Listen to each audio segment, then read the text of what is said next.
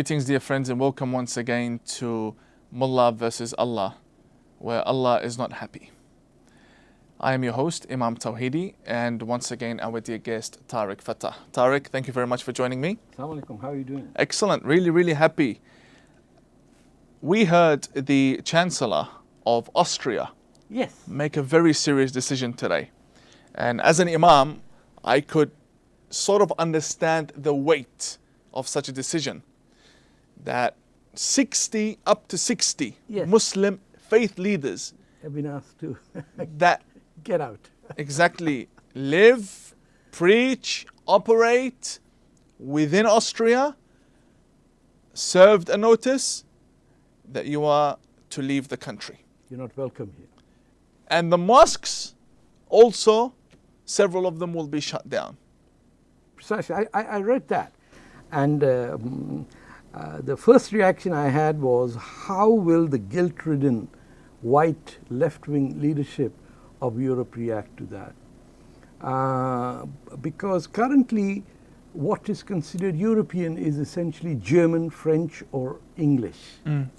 The Catholic belt at the south, the Italy, Spain, Portugal or even Greece to a degree, they are rather the left out of the mainstream. But you have to understand the significance of where and how Austria stands in the history of Islamdom.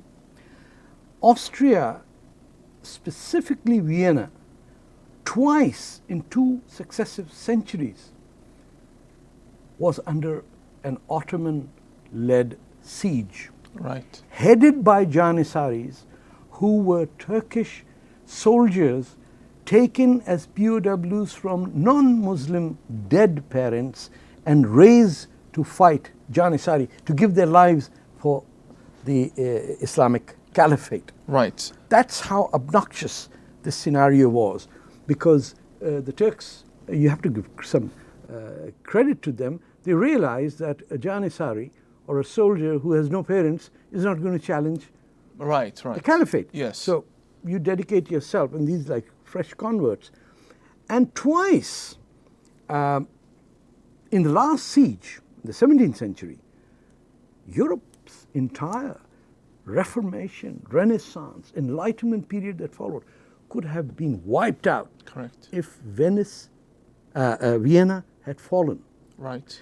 And the only reason they were saved is because the Lithuanians and the Poles intervened on the side of the besieged Austrians or the Viennese at the time and defeated the Turks. Now we enter the new phase of Turkish imperialism, which, by the way, 600 years colonized Arabia as well. Yes. Let's keep that in perspective. Not forget it, yes. Not forget it, including the Turks and the Ottomans fought the Persians. And the Persians at that time wanted to be allies of the West. They were talking how to contain this. And the only reason Europe survived, by the way, is because part of the Turkish army was deployed killing the Persians. Yes. In fact, even the Persian leadership, that royalty was Turkish.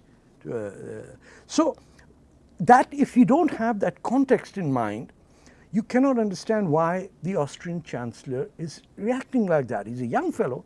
I think he's not even in his mid-30s. They know what is the real threat of a supremacist political version of Islam. The Germans, the British, and the French haven't got a clue, because the German, British, and French interaction with Islamdom comes when the decline of the Muslim empire is set so deeply that the only Muslims that the French run into are the ones who are defeated, who have no sovereignty over them. The Turks have run them dry. The British come to India, where they run into the Mughal Empire. The Germans went to South Africa, Namibia, or those parts, but they never faced an attack on themselves by them. So Austria is reacting based on an inherent fear of the barbaric nature of the Turkish Ottomans. And as Muslims, if we are unwilling to accept truth, let's forget about reconciliation. If you recall what happened in South Africa, the Truth and Reconciliation Commission cannot happen till truth is spoken. Yes. We are still lying. We are. We're lying to ourselves on a daily basis. Not only daily basis, we are lying to ourselves at least 24 times a day when we believe through a false hadith that the Quran is cursing the Jews. Yes. This is beyond. And the Austrian, now it is not fashionable or acceptable. I wouldn't be able to say what I just said to you on any Canadian network. Yes. Because enough people. Yeah, my channel is zero filter. Say Yeah. whatever you Well, like. Absolute free Truth speech. always rises. By the way, India's motto is that the truth always rises.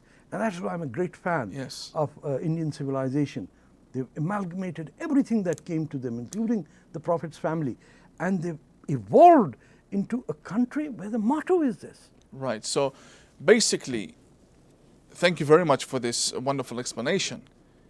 Now we understand that the Chancellor of Austria, the Honorable Sebastian Kurz, has actually made such a decision based on a history of bad experience. And evidence. And evidence for And that, evidence. in reality. And that he saw these imams do not belong in Austria. Goodbye to all of them. If they don't look like Austrians, and by that means you could even be black and look like Austrian, Right. then you have no business being there. If you want to look like someone from the 12th century, riding a camel somewhere in Hijaz, Najd or Hindustan, Right. go to Somalia. Because clearly there are more than just 60 imams within Austria. There should be at least 500. Or more than that. And they are Probably. on Turkish government payroll. Yes. Why are these 60 being funded? And if they are being funded, who is funding them? And do they have expectations from them? The one wrong thing that Ataturk did was he thought that if the state controlled the clerics, Yes. the clerics will behave. And he will control the He would religion on top control. of that. Yeah. Except he didn't realize that if a fascist like Erdogan controlled the state, The clerics run the the show. clerics run the show. Yes. That is why democracy is the essence of our civilization. Because we get a chance every 4 years to throw someone out. In Turkey, you simply arrest 10,000 people, fire them, and kill them. Stay in power. And stay in power forever. They have arrived in the 21st century, but the mentality is of the 12th century. And they really think that it's just a matter of switching digits. So it's the same, 12th, 21st. Honey, this is ridiculous. It is. So I just want to remind you of certain issues because as a man of Iraqi background, during the rise of the popular mobilization forces of the Iraqi government, around 3 million Iraqi youth formed a coalition, an army, to throw ISIS out of Iraq. Yes. And they head towards Mosul and they recaptured the city, and it was a victory for the Iraqis against ISIS and its invasion. During this time, Erdogan sent an entire army, a brigade, into Iraqi soil. Absolutely. Just to To help ISIS. Yes, to help ISIS. Not only that, in Syria as well. Exactly. In Syria. But this is what has happened now. I don't know if his intention was to help or not, but the outcome. Of course it is a help. He and Qatar and Saudi Arabia at different times. The point- This is a competition. Who is going to invest so that they can go to paradise? Yes. The other matter that was really, really concerning for the Iraqi government is that when he was told to leave and respect the sovereignty of Iraq, he said, look who's talking to me, the Prime Minister of Iraq. Yeah. And I don't blame him because the Prime Minister of Iraq, Haider Abadi, is an absolute joke. No, but still he's a PM. Yeah, he's a PM, but he didn't respect the Iraqi nation. Mugabe too was there. It turns out that Erdogan has this passion and aspiration to gain land that was once upon a time part of the Ottoman Empire. Of course it is. And Mosul and Kirkuk and these areas, all of them, fall within that. Not just that. Austria is one of them. Yes, Austria, the Arabian Gulf, Somalia, Egypt, Libya. The first wars that the American Marines, when they talk about, Tripoli, landing on the shores of Tripoli, is not about Gaddafi. Yeah. It's about the Turks and their supporting of the pirates, who even went up to Iceland in the orders that were placed with them to get concubines, fair-looking, blue-eyed concubines. They went to Iceland to bring them. That's what Muslims don't know about the caliphate. They don't. They think it's all about human rights. And human rights? 600 years they occupied Jerusalem. 600 years. And they talk of Israel being occupying Jerusalem. I never saw people marching out on the streets, hey, Turkey, get out of Jerusalem. No. Jerusalem was made by the Turks into a place of squalid backwardness, where you sent prisoners. Well, they didn't even treat Mecca and Medina as. Speaking of the creation of Israel, many of these imams, I want to direct the discussion this way, if I may. Many of these imams do come from Pakistan. Yeah, well, we have the world's best factory to produce nuclear bombs and idiot mullahs. It's a bizarre and effective combination that should put fear in the hearts of serious people, but they don't, because most of the West thinks the world ends at Iran. It's a four-letter word. It's not. And they're white people who live there. It doesn't end Beyond the Himalayas is India, Pakistan, dragons, monkeys, cows, volcanoes erupting, tourists going to Goa or Bali. Nobody takes east of Iran seriously. Right. So we are thought of as Pakistanis, as those who come from there, as cab drivers. Right. So the creation of Israel happened around the same time as the creation of Pakistan. Yes. Why is it okay? Why is it acceptable for us Muslims to oppose the creation of Israel just because we believe that it occupied Palestine, but we can't say anything about the creation of Pakistan and how it took a massive chunk out of Hindu India? Absolutely. No, this is very interesting. We can't, first of all, because we're illiterate people. I can show you a slide that we can put it later on. In the year 1800, 80% of the world's population was illiterate. Right. Even now, because of the Enlightenment era, where literacy was considered a technology which should be shared by all, even now there's 20% literacy in the Muslim world. So nobody reads, let alone write anything. So Egypt and Lebanon just publish. They publish. Spain publishes more books in a year than Egypt and Lebanon and Syria have published since they came out of existence. Since the printing press was born, it took 200 years for the Sultan of Turkey to accept it. 200 miles in 200 years. And they said, you cannot do printing. So the point I'm making is, in such depths of illiteracy, what is real tragedy is that those Pakistani Muslims born in the West, they are among the most radical supporters of illiteracy. Because in front of them, you cannot have even a discussion. We've just had an experience with someone else who was here who just freaked out and said, I can't discuss these issues. And if you don't discuss these issues, this parallel that you put forward, okay, what we say is what is good for the goose is good for the gander. So let's play this again. India comes from the root word Indus. The Indus is where Indian civilization erupts from Mohenjo-daro, 5,000 years ago. The word, the letter, the concept of running water, city, and no armaments come from the Indus. You take that away and give it to Muslims? This type of fundamentalist, extremist, Yes. world-hating. India hating. India, Hindu and Jew hating. That are the three premises of the country that is Pakistan. You first hate the Hindu. You say, I'm a separate people. Because somebody invaded us, raped our forefathers and the mothers and etc. And so now we are half-baked fake Arabs or Persians, and therefore we will hate. And it's not just in Pakistan.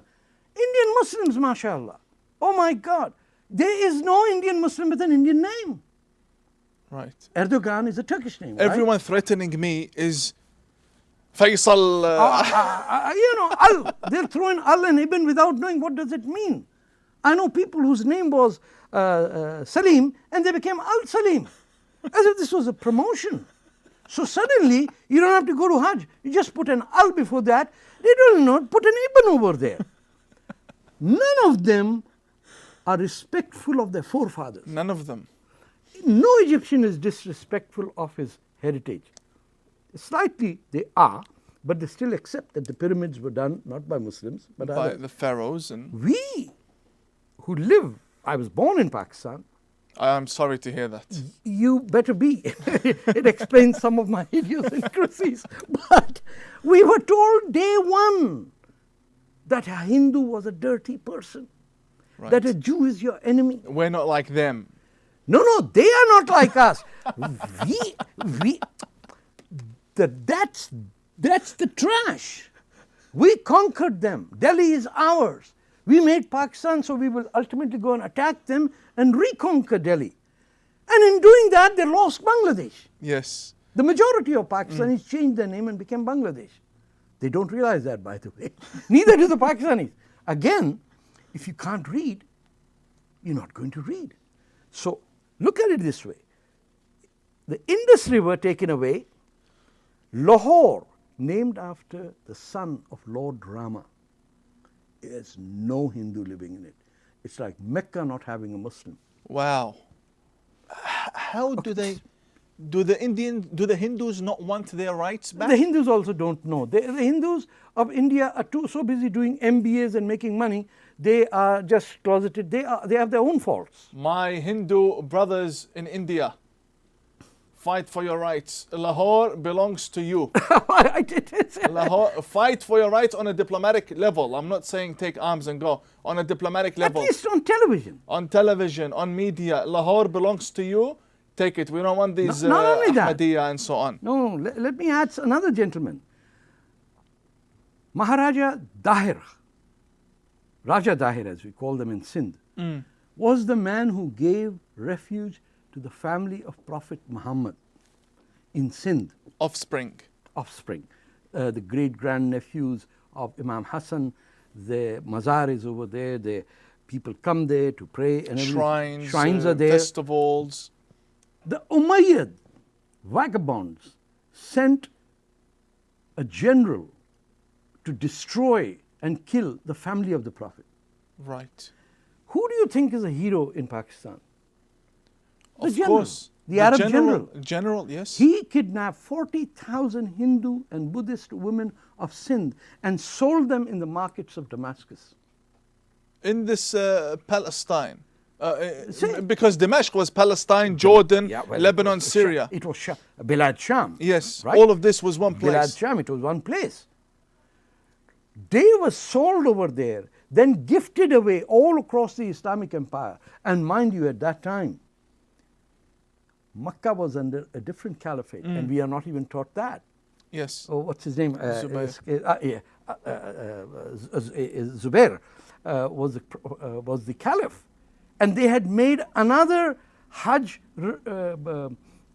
substitute, which is this golden temple, around which they would do Hajj. In Jerusalem, over Jerusalem. The Jewish temple. Yes, which, by the way, the Muslim building, which was built by the caliphs, should be destroyed legally and Islamically. Because it is un-Islamic, you cannot build over another religion's property. The Umayyad Mosque of Damascus, the Babri Mosque in India, the Turkish Istanbul, the Eastern Orthodox. Even in Islamic jurisprudence, you cannot pray here without my permission. Absolutely. So how can you build a mosque and over a church? Even if it was Solomon's buildings, Solomon is my prophet. I am calling for Solomon's rights. Here's the point. The notion to first claim that we conquered the lands of Palestine, Right. and Umar was on a camel, and he single-handedly, with his slave in front of him, no, Umar was leading the camel and supposedly the slave was up there. They went and conquered Jerusalem. And kidnapped the governor. Kidnapped the governor, made him clean the dirt banks, all that. And then we claim that these Jews are the occupiers. And if India claims Sindh, which is in the national anthem of India, would they be wrong?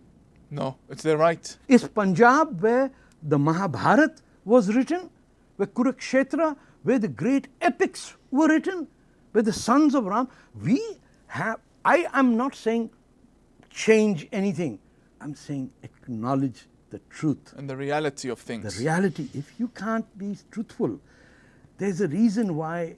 I'll give you a news just today that 3 women at a Toronto subway stop had their hijabs pulled at the back. Now you would think someone anti-Muslim did it. It was done by another Muslim man. Amazing. A Muslim man Yes, pulling the Sayyid hijab. Ahmad Abdullahi, mashallah, took 3 Muslim women and yanked the head. What is he trying to do here?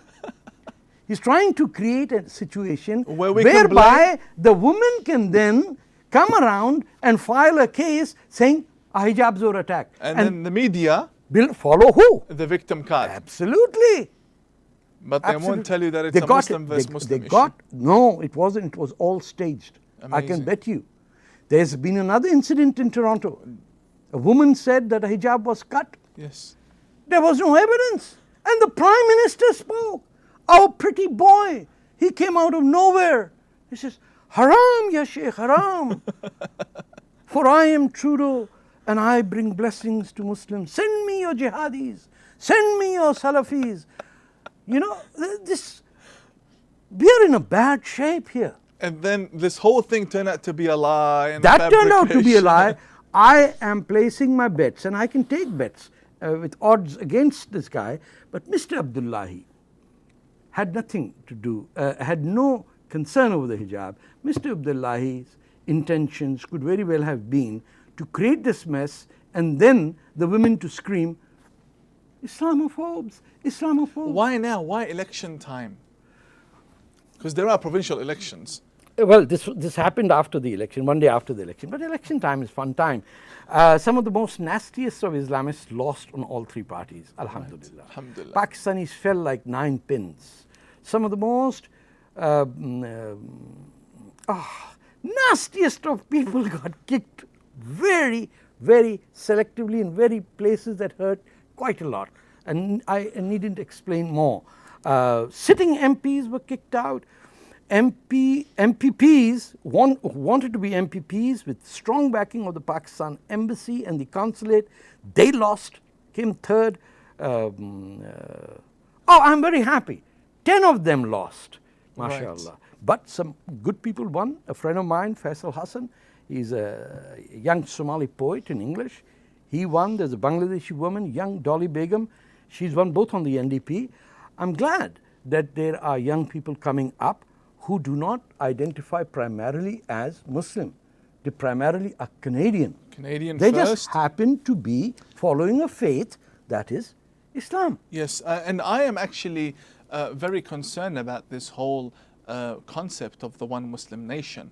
That a Muslim living in Canada has allegiance to a Islamic government. If the Mufti in Saudi Arabia issues a fatwa, the man here in Canada blows himself up. Yes. In Sydney, stabs people. Why? Yeah. Because someone in Iran issued a fatwa. What's this link that brings all these fundamentalists together? I am very against this. But there's no mystery.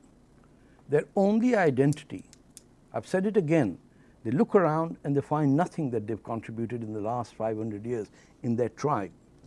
We have astronomers and mathematicians. Yes, we did. Who we killed and murdered anyway. We killed and murdered anyway. But I want to draw your attention to Adonis. Great poet from Syria. And he says, if there is no reformation, take a look. This Syrian gentleman is a great poet, and he's talking in this interview about what needs to change about the reading of Islam, how we see it, how do we study it, what do we do with it. He's not a religious person, but he is the T.S. Eliot of the Arabic language. At this age, if he's talking about his pain, I mean, Edward Said's writing at the back, if you say, he's saying this has to be understood. Edward Said is not a Muslim, but still is very widely respected among in the Arab world. And there is absolutely no way out as long as Hamas is there, as long as Hijaz is under occupation, as long as Najd is not considered to be what the Prophet said, that I get hot air always from Najd. He was referring to those places from where very mad people arose in the 19th century and destroyed us all for a very long time. Right. Very interesting. So do you think now, going back to this whole issue of imams that we have in the West and the influence by the Pakistani ISI and the Turkish aspirations of having a caliphate, another Ottoman Empire, the funding of these imams, the way these imams are funded, so royalties and books and so on, and you know, they send them... They're in the banks. The Sharia banks are doing that. Smuggling money, money laundering, all of this. Now, do you believe as a Canadian, because as an Australian I fear for my country, I demand stronger borders, a much more serious government when it comes to dealing with refugees and so on. How do you see the future of Canada turning out when there are new terminologies introduced to this entire global discussion that originate from the current government, the reformed jihadists and the rehab of returned ISIS fighters and so on and so forth? How do you see the future of Canada? Look, my issue is not with migrants coming here. Anyone who has an accent is a safe person. Anyone with an accent is a safe person. Yeah, seriously. He's looking for a job. If you got to worry, you got to worry about those who are born over here. Right. So the second, third generation. It's getting worse. And the whole notion that you can be born in this country and have utter contempt for the Reformation, or for the Enlightenment, or for the Renaissance, or for the French and English origins of the Dominion of Canada. How is that possible? Why are you here? So the danger is from there. So when we raise these issues, the anti-immigration problem becomes a hand in the ultra-right. Right. And as soon as the ultra-right speaks against Muslims, labels them, racist. The Islamists win. Islamists no, but they win. Yes. In Canada, the fight against Motion M103, if done by Muslims, will win. If done by people who hate Muslims, the jihadis will win. And it is this distinction that our politicians, both on the left and right, cannot understand. I don't blame them. They didn't bargain to get into this mess. After 400 years of civilization, they're suddenly going back and talking about the gates of Vienna. For goodness sake, that's 16th century. But for the guy who really hates Austria, it's now. He or she, and many of them are she. I was at the NDP convention, the last event that was held before the election.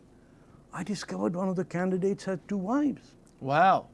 And I discovered 3 women who I talked with, who I didn't know were supporters of polygamy, getting very upset at me because they thought I was pointing at him. Shocking. And she was saying, my husband can have 3 wives. In Australia, we have Hizb ut-Tahrir females that come out and say, beating us is a blessing.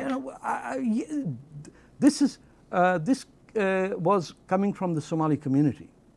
And these were born in Canada women. The nail polishes were purple. The hairstyles were exotic. The dark glasses were out of this world, which every North American politician will see as enlightened, reformed Muslims. Right, progressive. Progressive, they are the worst. Then she made another mistake, the leader of the NDP. This is, the last time NDP had a government in Ontario, a premier, Bob Rae, embraced Salman Rushdie when he was being hunted down. And he was the only politician in the West who said to Salman Rushdie, come here, let's get photographed together. And he thumbed his nose at the Khomeinis. A week ago, the same leader of the NDP was being introduced by a woman who would have supported. The killing of Salman Rushdie. Yes. She was in hijab, she was exotic, first class English. Do you think people in their homes watching, but the you NDP leader being introduced by a hijabi would have said, ah, what a delight. Even though the NDP was running 5 Muslim women who do not wear the hijab. But because this one has the hijab, and she's not even a candidate. Then that's a political statement. Not only that, she had her arms around a city councillor. Wow. While having the hijab. I've got the video. Wow. What do you think is going to happen? The white left wing is thinking, let's reach out. And everybody else who is real working class knows that there is a subtle hatred towards Western civilization. That is why you're saying that I will not let you see my hair. Even though under the hijab you've got a beehive dressed up to leave the impression, oh, I wonder what's underneath that. This is not the dress of any Somali, any Pakistani, any Indian, any Afghan, any Iranian. What do you call these camel humps? I call them beehive hijabs. Right, how they dress up and then there's this massive thing sticking out like a that's camel hump. what probably in the... because it's not Islamic. As a Muslim Imam, I know very well. Yeah, how could be Islamic? That you're wearing a hijab and blue mascara, red lipstick and a 6-inch stiletto with jeans that, my walking stick would fit into? That's modesty, for crying out loud. Who are you cheating, God? I mean, Allah must be sitting up there and say, what? Like, what is this? Who invented blue mascara? What's blue got to do with your face is my problem, but that's a different... mascara actually rhymes with maskhara. Maskhara means nonsense in Arabic. Not even that, you're a joker. Yes. Mascara in adapted Urdu is a guy who's a joker. But we are the jokers. I mean, why are we wearing this? And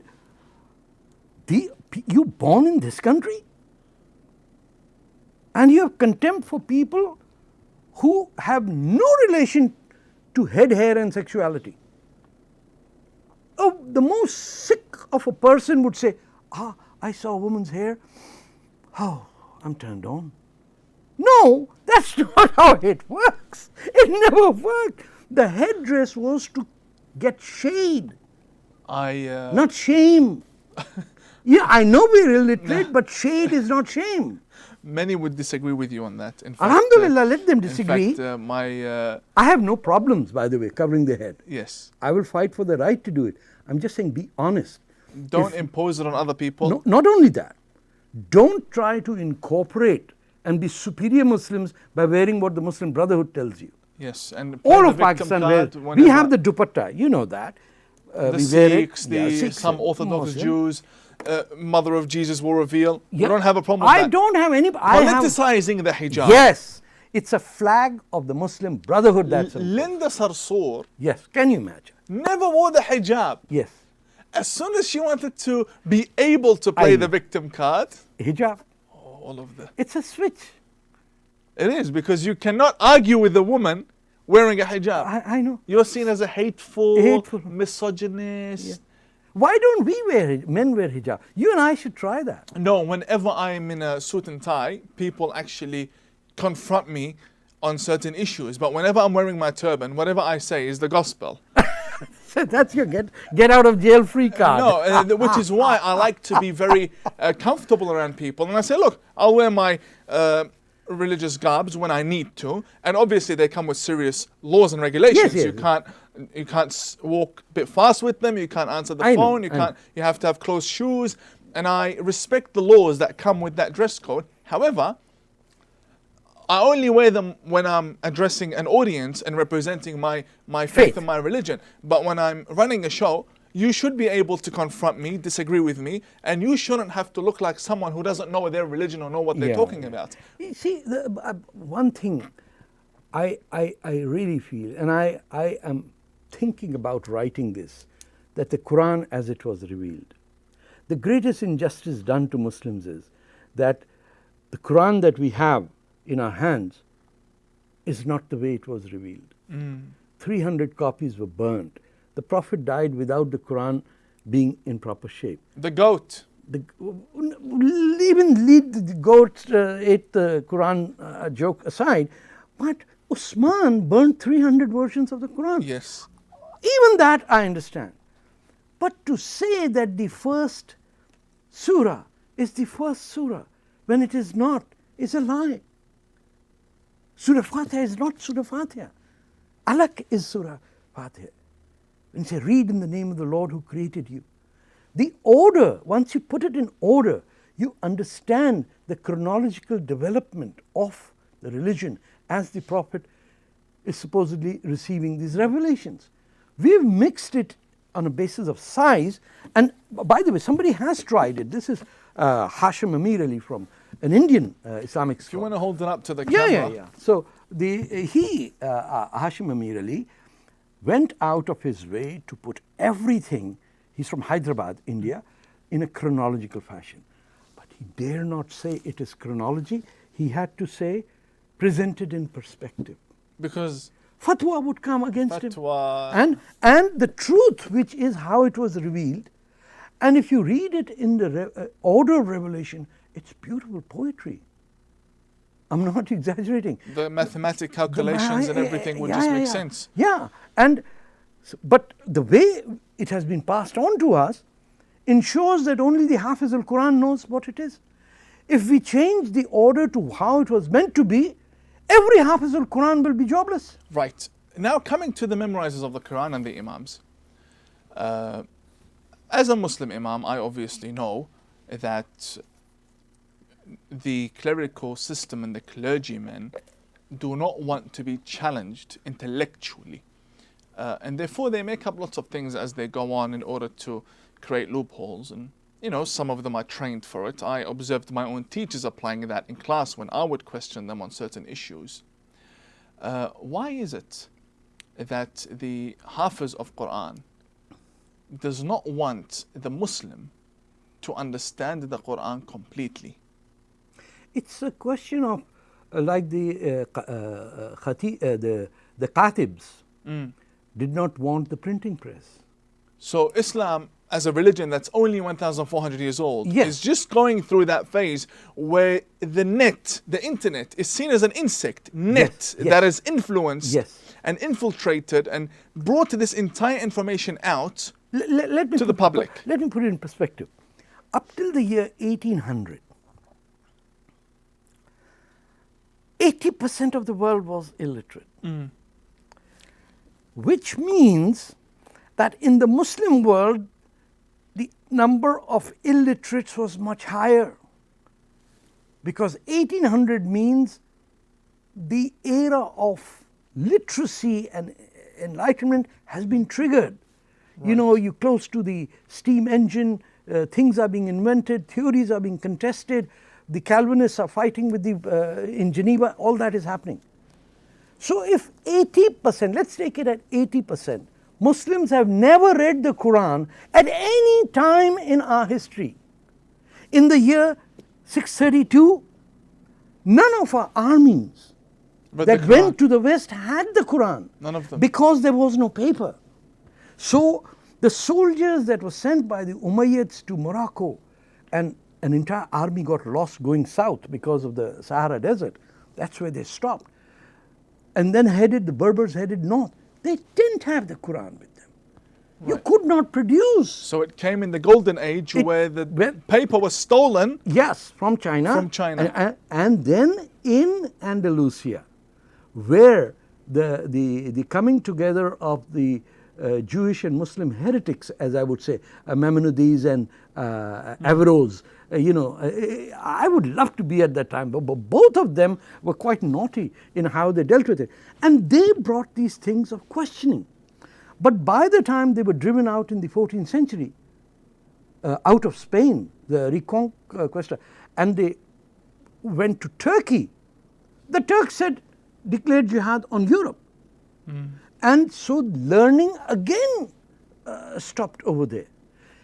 In India, when the printing press came and the Mughal emperor was told that these Jesuits have come and they want this printing press, he said, well, what does the Khalifa say in Turkey?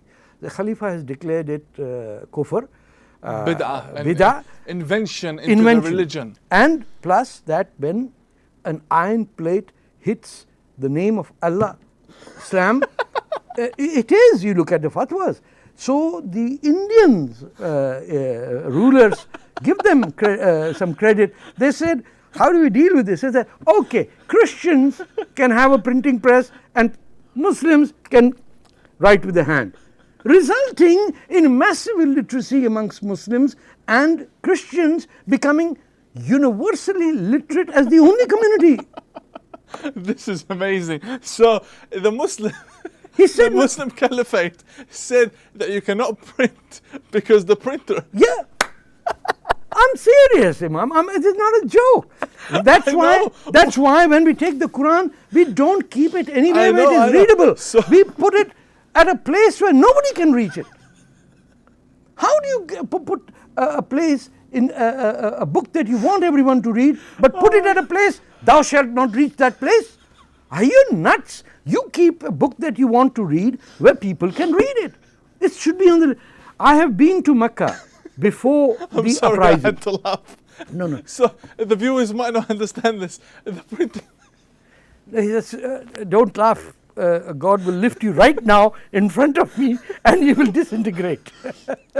But I've never laughed this hard in Canada. If you have to say, I was there in Mecca when the military operation took place. November 20th, 1979. It was my 30th birthday. Before that date, in Haram, you could find the Quran everywhere. Yes. It was on the portions, at the floor, in wooden cases, everywhere. People could dress any way they want. There were discussions in Makkah that would reinvigorate you. I used to go from spot to spot just to hear scholars debate. Shias and Sunnis. Yes. Sufis. Theology was. It was beyond belief. I couldn't imagine. I would stay there on my holidays just to hear these arguments. Since they didn't allow my wife to join me till about a year later. So what does a bachelor do in Jeddah? He drives to Mecca to listen to the mullahs. But after November 20th, 1979, a month after the whole thing was destroyed, you couldn't find any Quran anywhere in discussion unless it was at the top. I am sure some Pakistani scholars went there and said, the Quran should always be, brother, out of reach. Yes. Because we have to read it. Therefore, it should not be near your hand. Yes, it's high. It's high.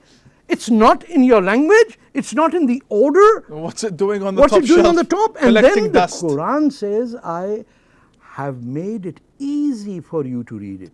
What did the mullahs do? They said, difficult. Allah wants it easy. We are mullahs, we will make it difficult. Dear friends, and this is the end of the show, Mullah versus Allah. May you all be blessed. Goodbye.